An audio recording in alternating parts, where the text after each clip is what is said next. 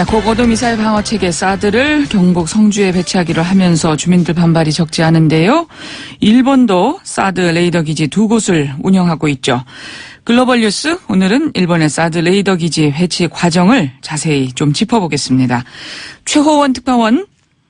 네, 도쿄입니다. 예, 일본에 있는 사드 레이더 기지들이요.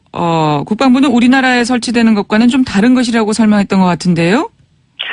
네, 그렇습니다. 먼저 그 사드 레이더 기지를 좀 설명을 드리면요. 사드는 중거리 미사일 요격 시스템으로 요격 미사일과 또 고성능 엑스밴더 레이더로 구성이 되어 있습니다. 일본에 있는 사드 레이더 기지는 2곳인데요. 일본 지도에서 중간쯤, 그러니까 우리 동해 쪽을 바라보는 해안에 하나가 있고요. 지역으로는 교토, 교가미사키 지역입니다. 그리고 북쪽 지역, 아오모리현 샤리키 기지에 또 하나가 있습니다. 자위대 것은 아니고 모두 주일 미군 겁니다. 기지 모두 레이더는 우리 한반도 쪽을 향하고 있습니다. 주요 임무는 역시 북한의 미사일 탐지죠. 우리 정부가 사드 배치를 발표한 후에 우리 언론 몇 곳이 교토, 교가미사키 엑스밴드 레이더 기지를 현장 취재했습니다. 이후 국방부는 이 교가미사키 기지 레이더는 우리 경북 성주에 설치되는 레이더와는 좀 다른, 그러니까 FBM 엑스밴드 레이더라고 설명을 했습니다. 이 FBM이라는 말은 우리말로 전방 탐지 모드라는 뜻인데요.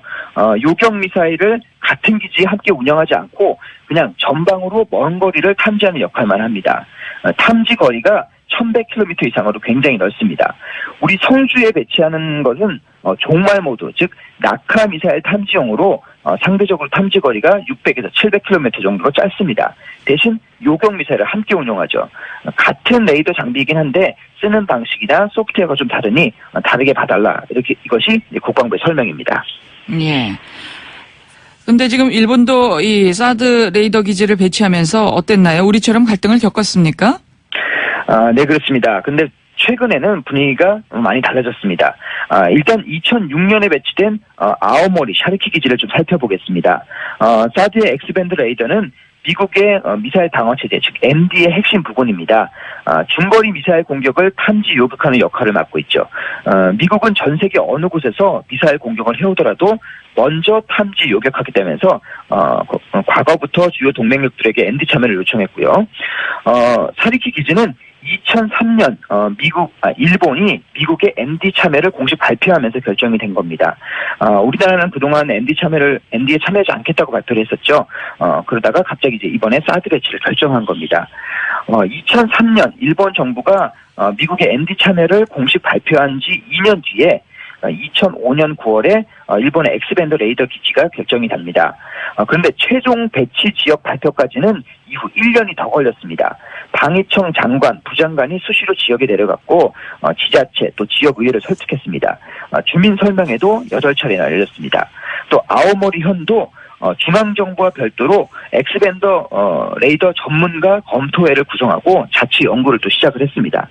즉 1년간 지역 내에서 자체적인 논의와 연구가 이루어지도록 중앙정부가 시간을 준 겁니다.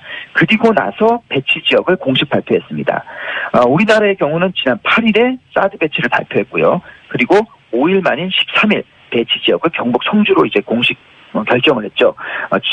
지역 주민들 입장에서는 충격이 클 수밖에 없습니다. 그러네요. 예. 일본과 비교해서는 확연히 좀 다른 점이고요.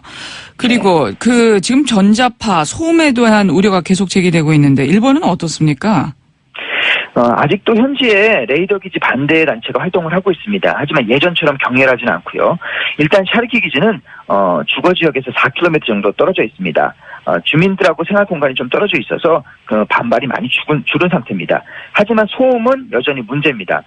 레이더 운영에 필요한 발전기를 돌리면서 소음이 80에서 90dB 정도 지금 측정이 되고 있습니다. 집안에서 진공 청소기를 돌리는 정도입니다.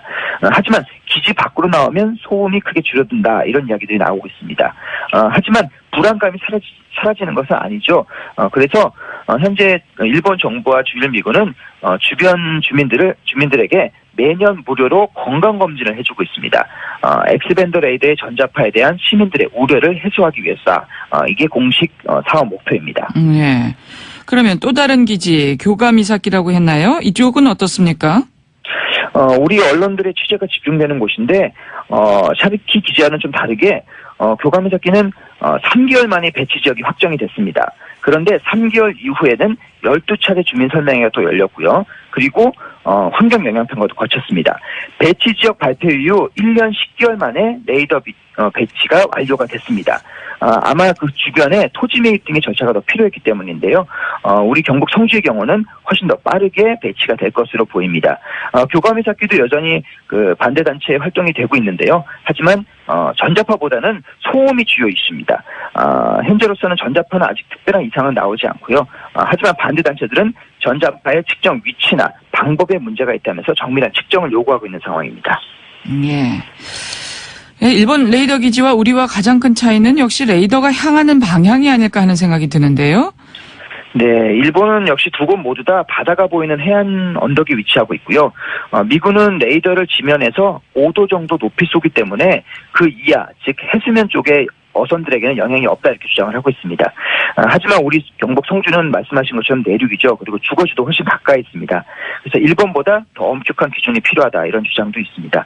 또 우리 정부가 너무 안보라든가 군사적 측면에서만 강조하기보다는 진정 주민 편에서 생각을 해야 한다는 지적입니다. 무료 건강검진 또 소음이나 전자파 대책들도 반드시 필요해 보입니다. 지금까지 도쿄에서 전해드렸습니다.